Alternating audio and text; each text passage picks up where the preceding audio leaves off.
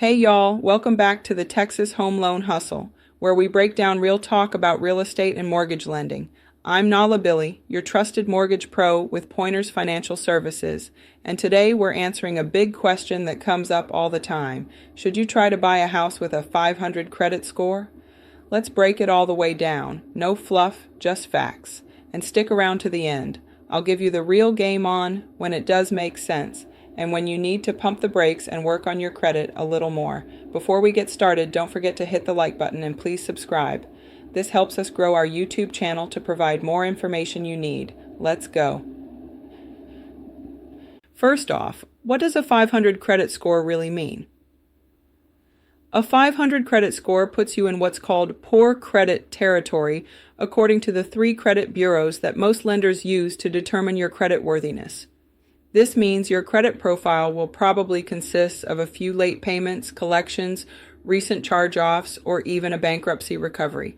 Basically, you've been through some things, and some of what you've been through may or may have not been your fault, such as loss of a job, medical issues, and so forth. So, here's the reality. There are very few lenders that will actually approve a loan with a 500 credit score. Even if FHA allows it, most banks and mortgage companies have their own overlays and won't touch it. So your options? Super limited. Most borrowers fall into just 2 categories when it comes to financing, FHA or conventional. And with a 500 score, conventional is pretty much off the table. That leaves FHA, and only if you meet some very strict requirements. Most conventional lenders like to see at least a 620 to get you in the game. FHA loans technically go down to 500, but that doesn't mean it's smooth sailing. In fact, it's more like a roller coaster with no seatbelt. When you're at 500, you're asking lenders to take a bigger risk. So the process, it gets harder. The requirements, tighter. The interest rate, higher. So before we even talk about buying, understand that credit score is like your financial reputation. And with a 500, let's just say, the references ain't glowing. But let's say you're still ready to buy. Your mind is made up and you're ready to go for it at a 500 credit score. You've experienced an economic shift, you see the market changing, and you know now is the right time. Let's face it, our economic situation can change at any time for the better, along with the market, or maybe the opposite, maybe rent is sky high, or you found the perfect house and don't want to miss out. With an FHA loan, yes, you can technically buy a house with a 500 credit score, but here's what you need to know. 10% down payment. Unlike the usual 3.5% down with a 580 plus score, you'll need to bring 10% down if you're below that. Heavy documentation. Get ready to open up every financial detail, tax returns, bank statements, letters of explanation, even letters for your letters. Manual underwriting. That's a more hands-on, cautious review of your finances. It takes longer and often requires 0 late payments in the past 12 months. Strong job history, and low debt-to-income ratio. Higher interest rates. That 30-year fixed might not be so cute anymore when your rate jumps 2 to 3 points higher than someone with a 700 score, and that's not even including mortgage insurance, closing costs, and moving expenses. Again, this is what you should be ready to face when buying with a 500 credit score. There will be some emotional and financial stress buying with a lower credit score, because buying at this point means you've encountered some bumps and bruises in your life, and we all have, even myself. That's why you really want to be careful and approach buying at a 500 credit score more cautiously. Do your research and check out my YouTube video, Thinking About Buying Your First Home But Overwhelmed with All the Noise. You can download my ebook to help learn more about some great Texas programs that are available to you. Just visit www.pointersfinance.com toolkit for more information.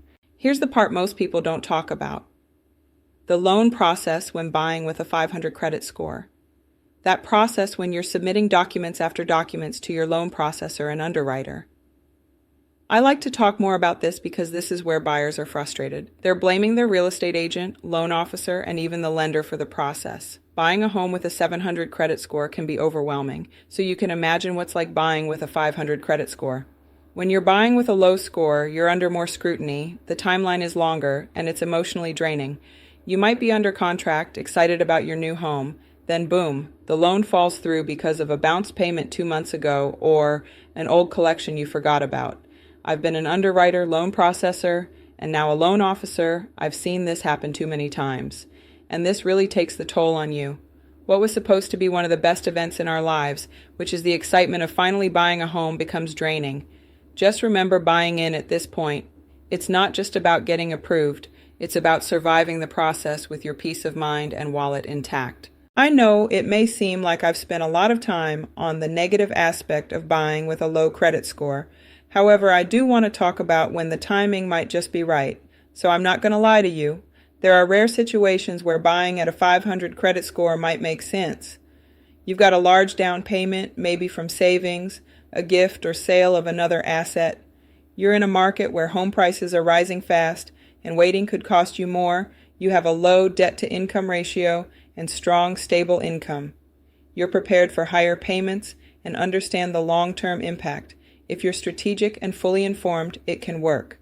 I've seen it done, but I've also seen it turn into a financial burden that people regret. Now, let me tell you the truth most people don't want to hear. Sometimes the smartest move is to wait.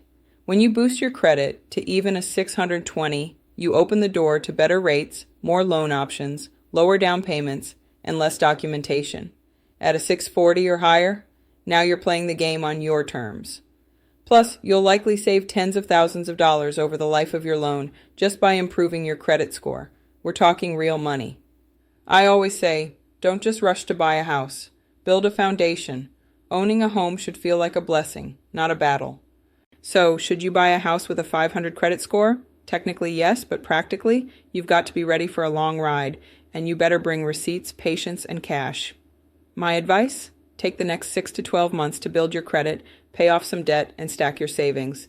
You'll qualify for better terms, lower rates, and a way smoother process. I promise, future you will thank you. If you found this video helpful, drop a comment below. Have questions about credit repair or home loans? I answer every single question. Download my free toolkit for credit building and loan prep at www.pointersfinance.com/toolkit. Don't forget to like, subscribe, and share this with a friend who needs to hear this.